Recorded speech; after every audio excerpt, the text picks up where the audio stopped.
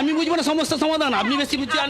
আপনি বুঝবেন, কিন্তু আপনি কথা বলতে দিচ্ছেন। বলুন বলুন না, ও তো কথা বলছে তো বলবো না, আপনি তাও ধরছেন। উনি ববিদার থেকে বাংলা বাড়ি নিয়েছে। দেখুন আপনারা দেখুন আপনারা কিসের জন্য এলেন? আপনারা কিসের? আমরা এই জন্যই এসেছিলাম, আমাদের ববি হাকিম হচ্ছে আমাদের জনক, আমাদের ভগবান। আমাদের ববি হাকিম হচ্ছে আমাদের জনক, আমাদের ভগবান।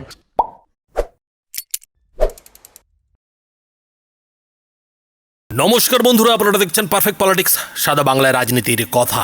বন্ধুরা, ববি হাকিম হচ্ছেন জনক, ববি হাকিম হচ্ছেন ভগবান।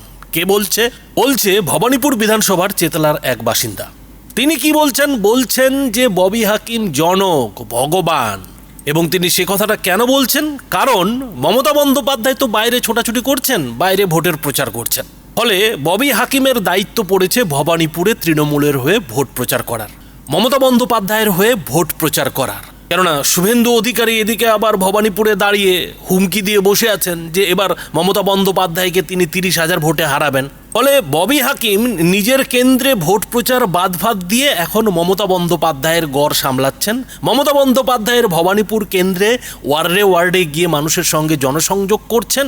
আর সেই জনসংযোগ করতে গিয়েই এদিন কয়েকজন মহিলা ফিরহাদ ববি হাকিমকে সামনে পেয়ে একটা অভিযোগ জানাতে গিয়েছিল। খুবই সাধারণ অভিযোগ, ছোট্টখাটো অভিযোগ যে বাড়ির সামনে জল জমে থাকে, ঠিকঠাক মতো ড্রেনটা পরিষ্কার হচ্ছে না।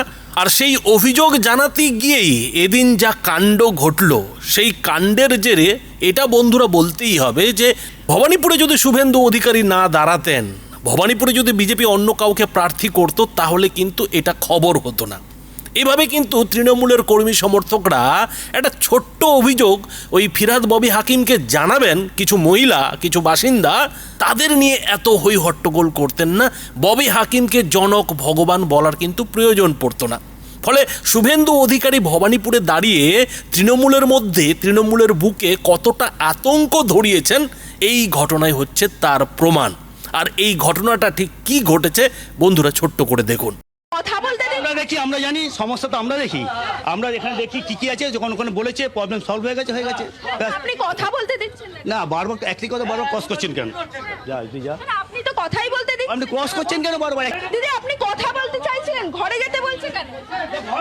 আরে এইবার আমাদের সমস্যা মেটাতে দিন আমাদের। আপনি কি ভয় পেয়ে গেছেন? না, ভয় কেন পাবো? আমাদের দাদা এরা, আমাদের দাদা। ঘরে ঘর তোরা বাইরে থাকলে ওরা বল চাইবে, আপনি ঘরে ঢোক, ঘরে ঢোক চাইবে না। দেখি, আমরা জানি, সমস্যা তো আমরা দেখি, আমরা এখানে দেখি কি কি আছে। যখন ওখানে বলেছে প্রবলেম সলভ হয়ে গেছে, হয়ে গেছে। ব্যাস। আপনি কথা বলতে দিচ্ছেন না। না, বারবার একই কথা বারবার ক্রস করছেন কেন? যা তুই যা, আপনি তো কথাই বলতে দিন। আপনি ক্রস করছেন কেন বারবার একই কথা? এ তো আমাদের পাড়ার লোক, আমি বুঝবো না সমস্যার সমাধান, আপনি বেশি বুঝছেন। আপনি বুঝবেন, কিন্তু আপনি কথা বলতে দিচ্ছেন। বলুন বলুন না, ও তো কথা বলছে তো বলবো না, আপনি তাও ধরছেন। উনি ববিদার থেকে বাংলা বাড়ি নিয়েছে। দেখুন আপনারা দেখুন আপনারা কিসের জন্য এলেন? আপনারা কিসের? আমরা এই জন্যই এসেছিলাম, আমাদের ববি হাকিম হচ্ছে আমাদের জনক, আমাদের ভগবান। আমাদের এইখানে যদি আপনি বসবাস করতেন তাহলেই বুঝতে পারতেন যে আমাদের এখানে কি পরিস্থিতিতে আমরা কাটাই, আর আদার্স যারা থাকে তারা কিভাবে কাটায়, বুঝছেন? আমাদের এখানে তৃণমূল কংগ্রেস যাভাবে এখনো জল যায়, আমার রান্নাঘরে জল যায়, আস্তে আস্তে ভিজে ভিজে জল যায়। ওই ড্রেনে জল দিয়ে আমি হাত দিয়ে মুছি পরিষ্কার করি, কিন্তু ওই জলটা পরিষ্কার হয় না, মাটি তোলে না। কতবার আমার ঘরে লোক গেছে 8বার চিঠি নিয়ে। হ্যাঁ, আজকে বলতে দিয়েছো কোথায়? দাদাকে নিয়ে চলে গেছে তো। না, দাদা ওইদিকে যায় না, দাদা এই দিক দিয়ে কেটে চলে গেছে। মানে দাদাকে তো কেটে এই দিক দিয়ে নিয়ে চলে, তারা সেইটা তো আমি সবাই ছিল না। বলবো তো সমস্যাটা, জল যে যায় না এখান থেকে, এটাই একটা সমস্যা দীর্ঘদিন ধরে, কিন্তু পরিষ্কার করা হয়, কিন্তু মেন প্রবলেম আছে একটা, মানে মেইনে ওটাই জানানো হচ্ছে এখানে, আর কোনো মানে কারোর বিরোধে কিছু জানানো না।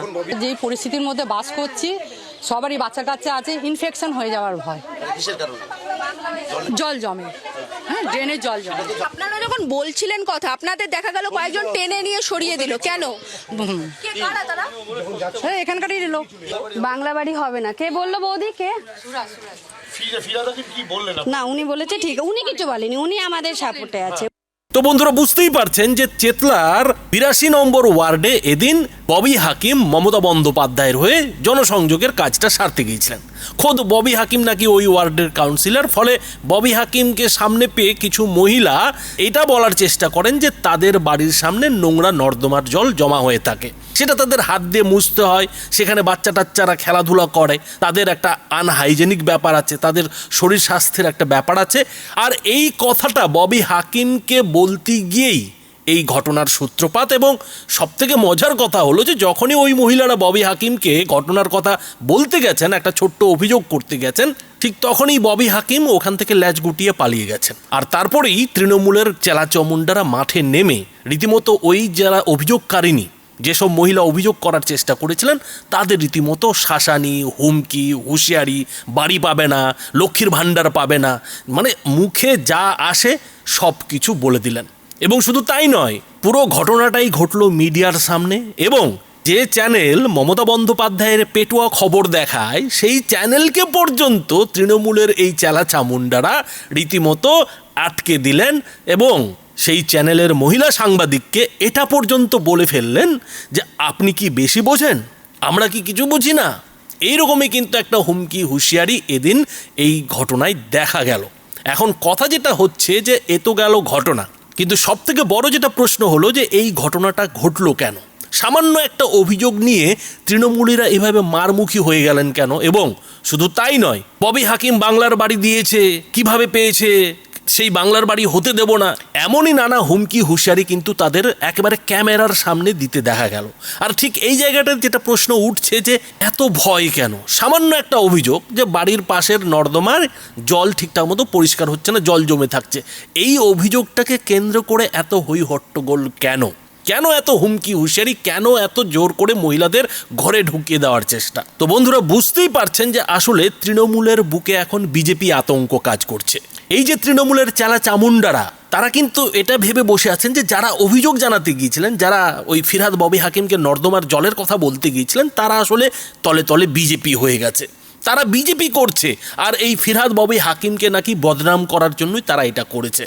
কিন্তু বন্ধুরা, ওই মহিলাদের কথাবার্তা শুনে কি আদৌ এটা মনে হলো যে তারা বিজেপি করেন? তাদের কথাবার্তায় তো একটা জিনিস পরিষ্কার বোঝা যাচ্ছে যে তারা তৃণমূলকেই সমর্থন করেন, মমতা বন্দ্যোপাধ্যায় ফিরহাদ ববি হাকিমদেরই যোগ্য নেতা বলে মনে করেন। কিন্তু যেহেতু এদিন ফিরহাদ ববি হাকিমকে সামনে পেয়েছিলেন, ফলে একটা অভিযোগ তারা জানাতে গিয়েছিলেন, কিন্তু সেই অভিযোগটাই তাদের কাল হয়ে গেল। কেননা চটি চাটা কিছু তৃণমূলই এটা মনে করলো যে আসলে এরা বিজেপির লোক। কিন্তু বন্ধুরা, সত্যি সত্যি যদি এরা বিজেপির লোকও হয়, আর যদি ফিরহাদ ববি হাকিমকে সামনে পেয়ে একটা ছোট্ট অভিযোগও জানায়, তাতেও কি এই ধরনের কাণ্ড করার কোনো প্রয়োজন ছিল? তো বন্ধুরা, এখানেই আসল খেলা যে বিজেপির জুজু কতটা ভবানীপুরের তৃণমূলীদের বুকে আতঙ্ক ধরিয়েছে তার প্রমাণ হচ্ছে এই ঘটনা। এবং তার থেকেও যেটা বড় জিনিস আমার এদিন মনে হয়েছে যে এতদিন তো আমরা ডায়মন্ড হারবার মডেল, তারপরে শুভেন্দু অধিকারীর নন্দীগ্রাম মডেলের কথা শুনেছিলাম। আজকে এই ঘটনা প্রমাণ করলো যে এই বাংলায়, এই কলকাতার বুকে ভবানীপুর মডেল বলেও কিন্তু একটা মডেল আছে। আর সেই মডেলে কি হয়, কিভাবে মানুষকে দাবিয়ে রাখার চেষ্টা হয়, সেটা কিন্তু এদিনের ঘটনা প্রমাণ করলো। আর সেই ভবানীপুর মডেলটা কি? তো রাজনৈতিক বিশ্লেষকরা যেটা বলছেন যে ভবানীপুর মডেলটা হচ্ছে আসলে যা দিচ্ছি তা চুপচাপ নিয়ে নাও, যা পাচ্ছ তা চুপচাপ খেয়ে যাও। এ নিয়ে কোনো অভাব অভিযোগের কথা বলা যাবে না, কোনো জিনিস নিয়ে কোনো অভিযোগ, কোনো দাবি দাওয়া করা যাবে না। আর যদি কোনো কথা বলতে গেছো, কোনো অভিযোগ, কোনো দাবি দাওয়া করতে গেছো, তাহলে তুমি বিজেপি, তাহলে তুমি বিরোধী, তুমি মীর জাফর। এইটাই হচ্ছে আসলে ভবানীপুর মডেল। এবং সবথেকে বড় চিন্তার বিষয় হলো যে এটা শুধুমাত্র ভবানীপুরের জন্য মডেল নয়, এই একই মডেল কিন্তু সারা পশ্চিমবঙ্গ জুড়ে ছেয়ে গেছে। মমতা বন্দ্যোপাধ্যায়ের সরকার কিন্তু সেই মডেলটাকেই পশ্চিমবঙ্গে এরই মধ্যে বেশিরভাগ জায়গাতে লাগু করে ফেলেছে, চালু করে ফেলেছে। এবং এবার যদি তৃণমূল সরকার ফের ক্ষমতায় ফিরে আসে, তাহলে সারা পশ্চিমবঙ্গ জুড়ে এই ভবানীপুর মডেলই চলবে। আর তার সঙ্গে গোদের ওপর বিস্ফোরার মতো ডায়মন্ড হারবার মডেলও কিন্তু জুড়বে। কেননা এরই মধ্যে ডায়মন্ড হারবার মডেল এই ভবানীপুর মডেলের সঙ্গে কিন্তু 2-4 হয়ে গেছে। আর এই ডায়মন্ড হারবার মডেলের আওতাতেই কিন্তু এখন মমতা বন্দ্যোপাধ্যায়ের সরকার আগামী দিনে এই বার্তাটা দিয়েছে যে এরপরে আর স্কুল কলেজ হাসপাতালে যাওয়ার দরকার নেই, সমস্ত কিছু দুয়ারে আসবে, সমস্ত কিছু সরকার নিজে দুয়ারে পৌঁছে দেবে। শুধু বাড়ি বসে বসে সেই যে সুযোগ, সেই যে সুবিধা, সেই সুবিধা চুপচাপ খেয়ে যেতে হবে, পেয়ে যেতে হবে। এ নিয়ে কোনো কথা বলা যাবে না, এ নিয়ে কোনো দাবি দাওয়া রাখা যাবে না, এ নিয়ে কোনো ভিন্ন মত পোষণ করা যাবে না।